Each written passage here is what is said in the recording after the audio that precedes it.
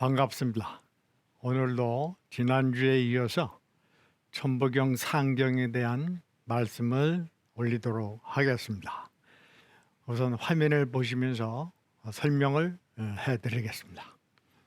상경 세 번째가 천일일, 지일리, 인일삼으로 되어 있습니다. 그래서 하늘의 근원이 첫째요. 요 하늘 천자가 나오죠. 땅지 사람인 앞서서 우리가 지난번에 배운 그것이 바로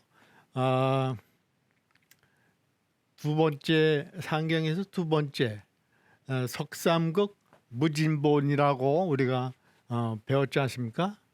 석삼극 무진본. 그래서 여기서 이미 미리 세 개의 극으로 쪼개진다는 암시를 한 거죠. 그래서 삼극으로 쪼개도 그 근본을 진리에 다함에 문제가 없다. 이미 말씀을 드렸으니까 이 삼극이 바로 천지인 삼이라는 것으로 부가 설명이 되는 거죠.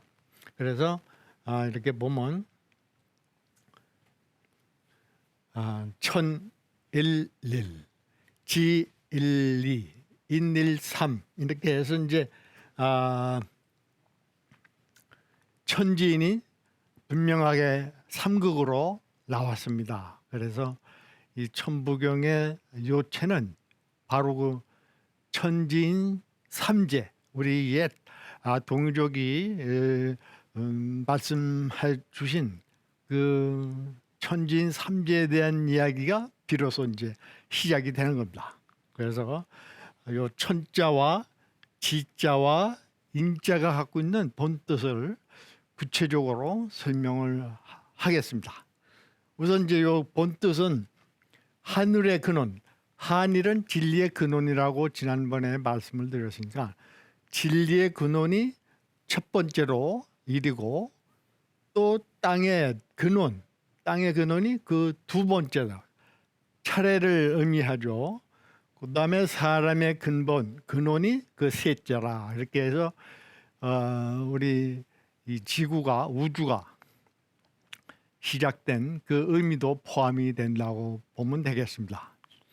자, 그래서 요거를 이제 구체적으로 과연 하늘천자가 왜 하늘천인가 이걸 한번 짚고 넘어가야 되겠습니다. 그래서 일반적으로 우리가 보고 있는 하늘천은 한일과 큰 대의 합.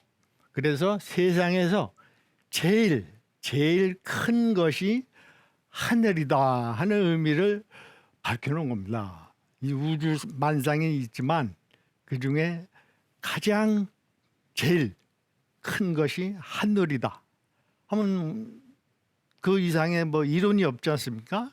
그래서 한일자하고 큰 대자가 이렇게 와서 이렇게 해도 하늘천자가 되죠. 하늘천. 그럼 다 누구나 이해가 되죠. 네, 하늘천. 그래서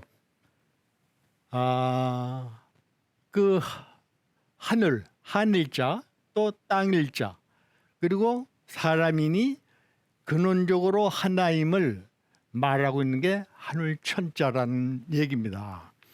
이것도 말하자면 분석을 하면 위에 게 하늘이고 요 밑에 게 땅이고 그리고 하늘과 땅을 사람이 이렇게 중앙에 들어가서 하늘과 땅을 받드는 형상 그게 바로 하늘천자가 됩니다. 그러니까 고대에 우리 한자 발명하신 분들이 하늘에 대한 이미지를 얼마나 중요하게 또 크게 생각을 했는가를 이 하늘천자를 보면 알겠습니다. 그런데 이제 그래서 우리가 후대에 천인합일 육아에서 천인합일 사상을 얘기하는 것도 바로 이 하늘천자 그 자체에 사람인자가 있다는 겁니다. 그래서 우리 인간이 없으면 하늘도 의미가 없고 땅도 의미가 없는 겁니다. 많은 동물이 살겠지만 또 식물도 있겠지만 그 의미는 별 가치가 없다는 얘기입니다. 그만큼 우리 인간이 있어서 사고력이 있어가지고 그 사고를 통해서 하늘을 규정을 하고 땅을 규정을 하고 사람을 의미를 밝혀서 그런 천지간에 사람이 어떻게 살아야 되느냐, 왜 살아야 되느냐, 목적은 무엇인가 이런 걸 이제 생각을 하면서 비로소 우주가 형성이 되고 우주에 대한 의미가 역사와 문화의 창조에 아주 근본이 되어 왔다는 걸 우리가 알 수가 있는 겁니다. 근데 이제 그래서 우리 고대에는 이 하늘 천자를 발명을 했지만 그걸 구체적으로 또 설명을 하는 게 상제라는 말로 여기 윗상자 임금제자 해가지고 위에 계신 임금이다 이렇게 이제 받드는 거죠. 그러니까 그때는 이미 상자라는 표현을 쓸 때는 이 천지인, 천, 지, 인 이 삼자의 관계, 삼극의 관계를 하나로 이렇게 세워서 왕을 만들어 가지고 사람 중에 가장 현명하고 훌륭하신 분을 왕으로 이렇게 모셔서 왕도 또 왕권, 왕이 통치하는 그런 제도로 문물을 형성을 했기 때문에 그러다 보니까 왕이 최고이면서도 그 왕이 천자라는 의미를 가지기 때문에 천자로서 역할을 하기 때문에 위에 임금이 계시다. 그거는 곧 창조주, 이 만물을 창조한 조물주를 연상을 했던 거죠. 그래서 고대로부터 제천, 하늘의 제사를 모시는 이유는 바로 상제님한테 예를 갖춰 가지고 그 만물을 소생시켜주고 또 풍성하게 자연을 형성해 준 그 의미에 대한 보답으로 감사한 마음으로 제사를 올린 것이 바로 제천의식 아닙니까? 네, 그런 그 전통이 있었기 때문에 옛분들은 하늘에 계신 분을 상제라고 위에 계신 임금님. 그러니까 이제 요즘 말로 하느님이라는 표현을 쓰고 또 대신교 쪽에는 하나님으로 이제 표현을 하는 것도 원래 서양의 기독교는 가시 있거든요. G-O-D 해서 가시인데 그걸 이제 우리 한국식 의미로 풀이한 게 이제 하느님도 되고 하나님으로 이렇게 해서 통칭 그렇게 불리우고 있습니다. 그래서 지금도 우리 육아에서도 이 하늘을 하늘천이라고도 하고 또 하나님천 이렇게 생각을 하는 거죠. 그래서 우리가 자고로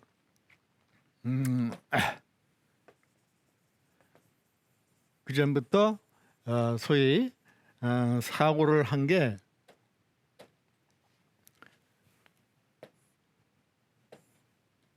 이렇게 공경경자를 쓰고 하늘천을 쓰고 경천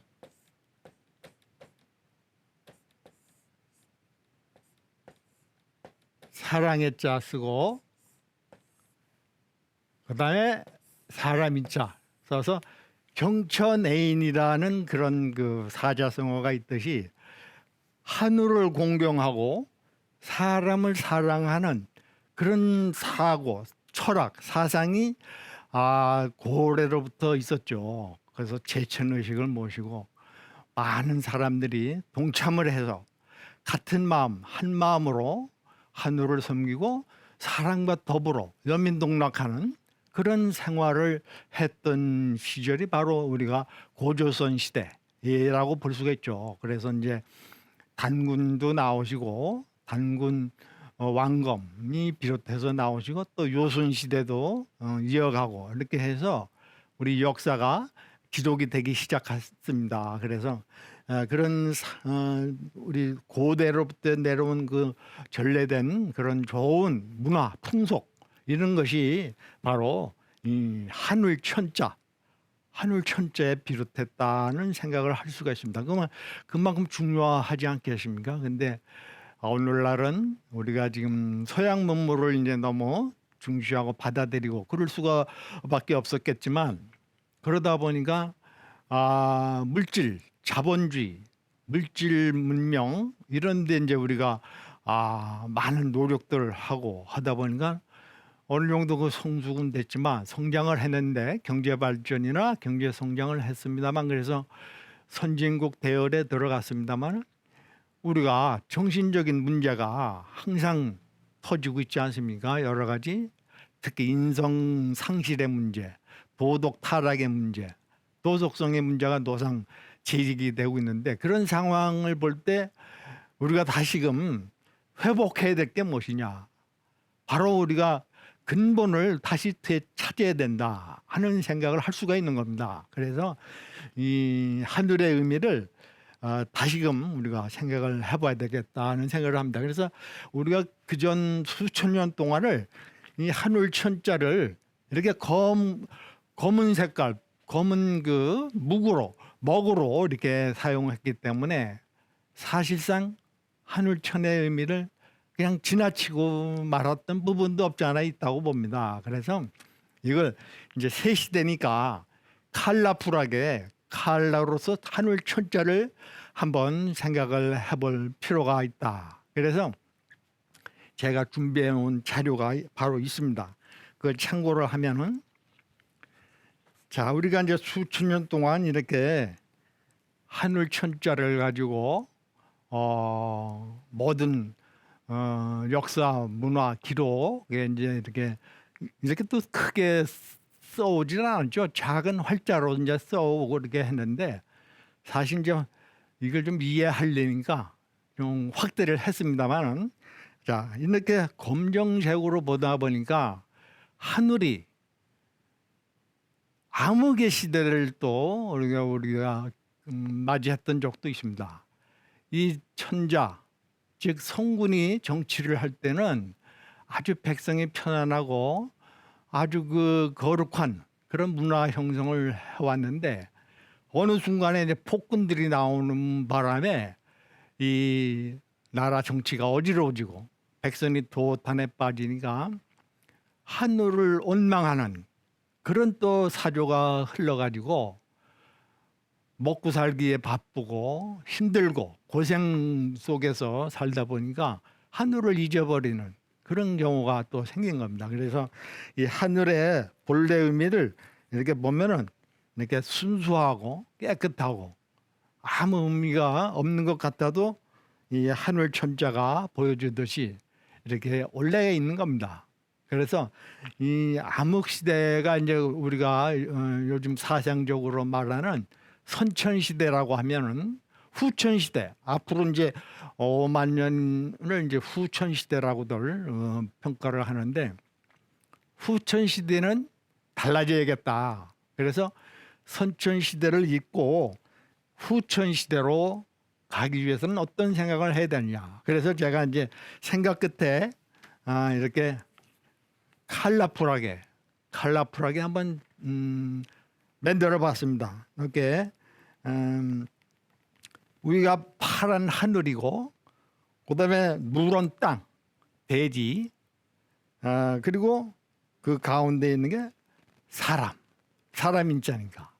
근데 특징은 사람 속에는 몸속에 뭐가 흐르죠? 바로 피입니다. 피 색깔이 붉은 색깔 아닙니까? 이 사람이 피를 다 쏟으면 이 세상을 떠나는 거죠.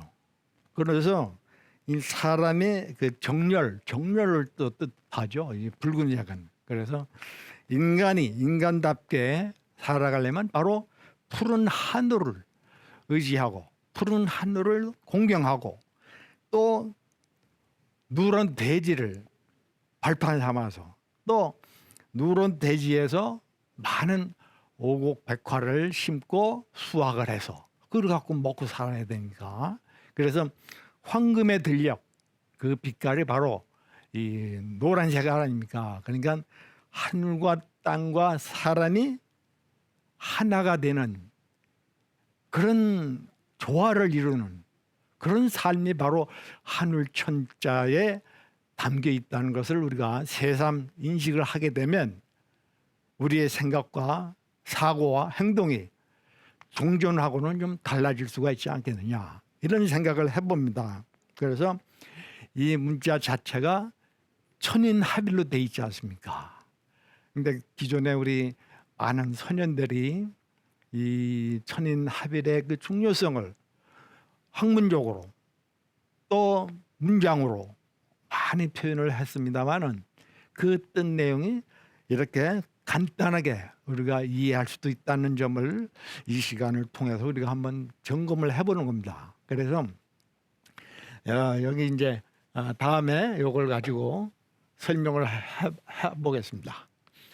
그래서 천부경을 알고 그 진리를 깨우치면 그 이상의 학문적 이론과 수행 절차가 필요치 않다.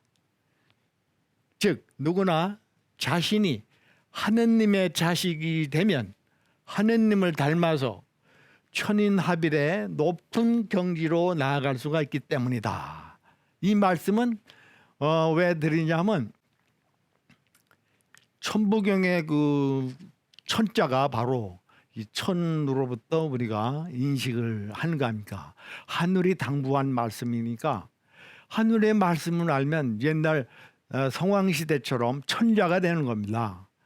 지금은 우리가 민주시대 아닙니까? 과거 독재시대에 그 시달림 받고 불행한 삶을 살았지만은 이제는 민주니까 백성의 주인이라는 시대를 맞이했으니까, 근데 백성의 주인인 시대임에도 불구하고 아직도 권력 싸움이 많이 나오고 또 부작용이 많이 나오고 여러 가지 문제가 많이 나오고 있지 않습니까? 그러니까 민주도 중요하지만 그 앞선 세대는 또 군주 시대 아닙니까? 군주, 임금의 주인이던 시대도 있었고, 근데 군주가 또 잘 성군이 되면 백성이 편안하게 살았었고, 근데 이 군주가 폭군이나 또 무능하면 백성이 그만큼 또 힘들어 왔지 않습니까?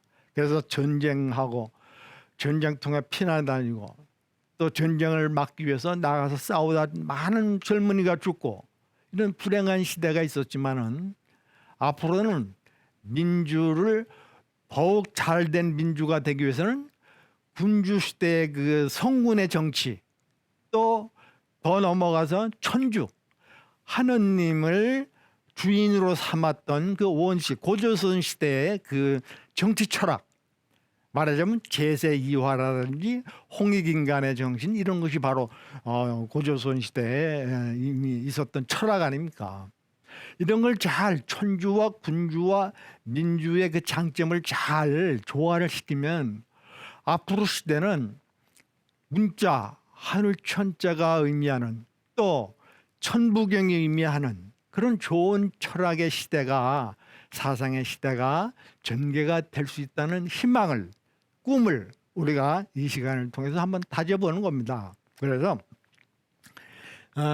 현재 많은 학문과 철학이지만 그것은 하나의 그 진리를 향한 과정이죠. 과정. 그래서 무시할 수는 없지만은 그 전문 분야가 많이 있어서 전문가들도 많이 있는데, 근데 그것이 전부인 양, 그것이 최고인 양 착각하는 속에서 서로 이제 갈등이 되고, 소위 이제 크게 봐서 인문과학, 사회과학, 자연과학으로 이제 분류가 되는데 다 제각금으로 이게 흩어져 있으니까 이게 말들이 많고 서로 언쟁을 하고 논쟁을 하다 보니까 그만큼 우리 인식의 폭이 좁아지는 겁니다. 그래서 앞으로는 그런 그 말단 지엽적인 그런 것을 떠나서 이 근본을 우리가 이해하고 근본으로 가면 모두가 하나가 되거든요. 아주 쉬운 관계로 쉽게 하나가 되면은 그다음 여타 문제는 서로가 화합하고 또 공생하고 나아가서 상생하는 그런 그 자연스러운 삶의 방향이 전개가 된다는 것으로 보는 겁니다. 그러니까 이 한울천의 의미를 우리가 새롭게 한번 보자는 거죠. 그래서 여기도 설명이 나왔지만 한울천 속에 하늘이 있고 누런 땅이 있고 사람이 이름 조화를 이룬다 하는 뜻이지 않습니까? 그래서 하늘은 푸르고 땅은 누렇고 사람은 피가 빨갛다 하는 것만 우리가 이해해도 삼극의 우리 앞에 그 우리 석삼극 무진본 그걸 배웠을 때 삼극이 쪼개져도 그 근본 바탕은 변함이 없다 하는 걸 우리가 이해할 수도 있고 또 천일일 지일이 인일삼 그 과정에 있어서 그 1과 2와 3의 그 의미도 우리가 동시에 깨달을 수가 있는 겁니다. 그래서 한울천자를 우리가 이렇게 이해를 하고 그래서 다음에 이제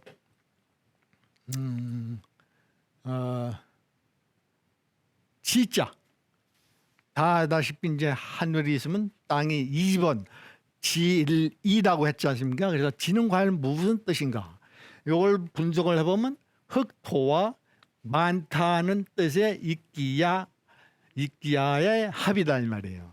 천자문 맨 끝에도 이끼야가 있잖아요. 천자. 그러니까 그 천자가 이끼야로 끝나는 게 아니라 그 이후에도 많은 문자가 나올 수 있다는 얘기가 되겠습니다. 그래서 흑이 많이 이 야자는 많다는 뜻입니다. 예. 많이 쌓여서 된 것이 땅이라는 뜻입니다. 그래서 우리 인류가 살고 있는 게 이 지구 아닙니까? 지구 공구자죠. 둥글다 이게 땅은 둥글다는 공구자. 그래서 지구가 나온 겁니다. 그래서 이와 같은 뜻으로 많다라는 뜻이 왜 많으냐면 요거는 이제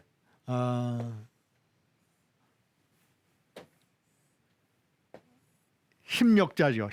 힘을 쓰는 거. 그리고 요거는 갈고리골. 갈고리골은 이제 이렇게 한자에서 갈고리골인데 갈고리가 이제 이렇게 휘어서 모양이 변형이 돼서 갈고리골.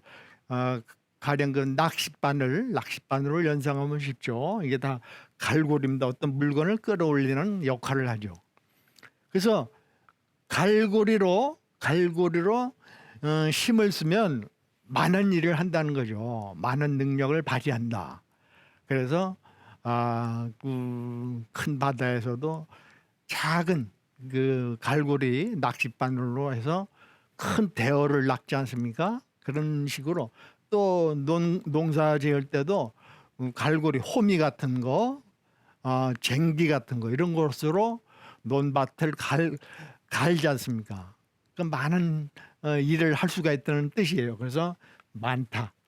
그래서 그 같은 얘기가 이제 요거 삼수 물이 많이 모여서 못이 이루잖아요. 하늘에 우리 백두산 천지라고 하잖아요. 백두산의 그 천지가 바로 못지자인데 물이 많이 모여서 됐다는 뜻이고 또 남타 이것도 많은 사람 나 외에 많은 사람들이 남이라는 뜻이죠. 남타 이렇게 해서 이제 그 이끼야자가 있어서 흙이 많이 모여서 된 게 땅이다 이렇게 인식을 하는 거죠.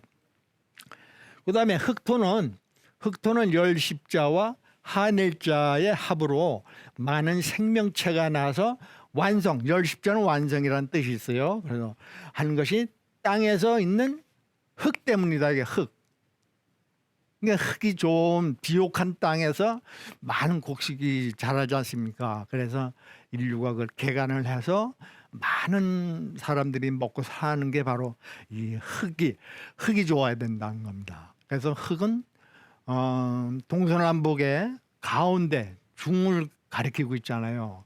그래서 그 의미가 아주 좋은 의미가 많습니다. 그래서 열십자의 한일자 그런 의미가 있어서 흑토 이제 땅지자에 대한 해석은 그 정도로 하고 나머지는 또 사람 인자는 시간이 돼서 다음 시간에 또 이어서 말씀드리도록 하겠습니다. 감사합니다.